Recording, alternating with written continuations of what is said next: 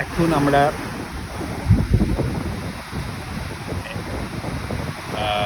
কনকনে আমরা এখন মেক্সিকোর কনকনে আছি এবং সমুদ্রের ধারে দাঁড়িয়ে সমুদ্রের যে অসীম ঢেউ তার একটু আনন্দ নেওয়ার চেষ্টা করছি। যাই হোক, এইসবগুলো খুবই ভালো লাগছে। আমাদের সঙ্গে এখন রিনা নিয়োগীয় আছে, যে কোনোদিন বাইরে বেরোয়নি এবং সমুদ্রের দর্শন করতে পেয়ে খুবই ভালো লাগছে তার। তো এখন আমরা সমুদ্রের ধারে একটু হাঁটবার চেষ্টা করব। তারপর এদিক ওদিক দেখাই যে প্রচুর হোটেল আছে, তার মধ্যে আমাদের হোটেল হচ্ছে এইটা, এই বিরাট হোটেল। এটার নাম হচ্ছে ক্রাউন প্যারাডাইস।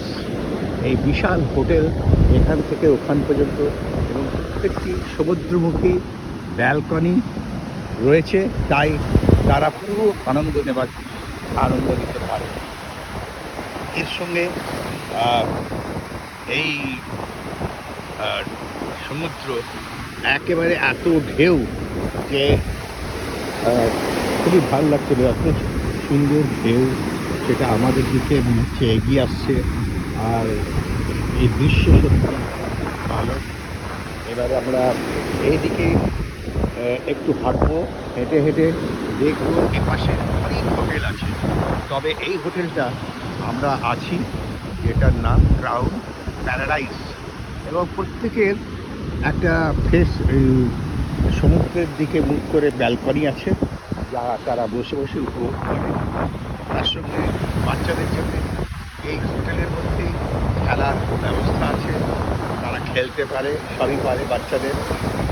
তো আমি কিছুক্ষণ পরে আমি নিয়ে যাব যেখানে আমরা বসে খাওয়া দাওয়া করি এবং সবটাই ফ্রি। অর্থাৎ আমরা যে টিকিট কেটে এখানে এসেছি তাতে করে সব কিছু যাওয়া আসা খাওয়া প্লেনের ভাড়া সব ওর মধ্যেই ইনক্লুড। তাই আমাদের কোনো রকম কোনো চিন্তা নেই। হাতে একটা বেঁধে দিয়েছিলেন এবং এইটা নিয়ে আমরা দেখাতেও হয় না, বসে কমসে কম প্রচুর আইটেম আছে, যেটা তোমার খুশি সেটা খাওয়া। এই 5টা দিন আমরা একটু আনন্দ নিয়ে ফিরে যাব আবার কানাডা। তারপর ইন্ডিয়া যাওয়ার প্রস্তুতি নেব, কবে যাবো জানি না। তবে এখন আমরা এখানেই 2-4 দিন যাচ্ছি। এই 13 তারিখ নাগাদ আমরা রিটার্ন করব। ভালো থাকবে। আবার আমি দেখাবো যে নতুন দৃশ্য হলে আবার দেখাবো। ভালো থাকবে।